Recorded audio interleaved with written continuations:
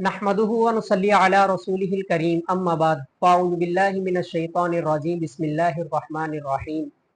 आज हम आपके सामने नमाज के फ़राइज़ को बयान करेंगे और नमाज के फ़राइज़ की कुल तादाद 13 है। उनमें से 7 नमाज के बाहर के हैं और 6 नमाज के अंदर के हैं। नमाज के बाहर के जो 7 फ़राइज़ है वो ये हैं।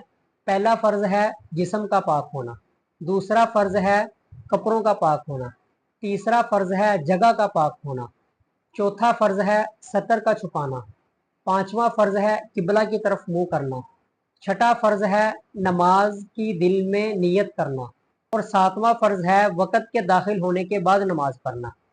ये हैं नमाज के बाहर के 7 फ़राइज़। और नमाज के अंदर के 6 फ़राइज़ हैं। पहला फ़र्ज़ है तकबीर तहरीमा कहना, दूसरा फ़र्ज़ है क़याम करना यानी खड़े होना, तीसरा फ़र्ज़ है कुरान पाक पढ़ना यानी किरात करना, कुरान पाक में से कहीं से भी पढ़ना ये फ़र्ज़ है।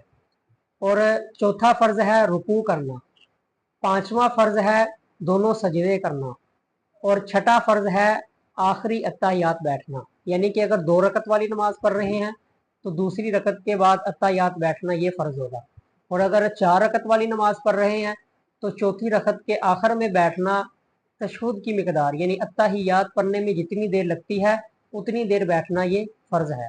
अल्लाह ताला जो सुना गया इस पर अमल करने की और इसको समझने की तौफीक अता फरमाए। वमा अलैना इल्लल बलाग।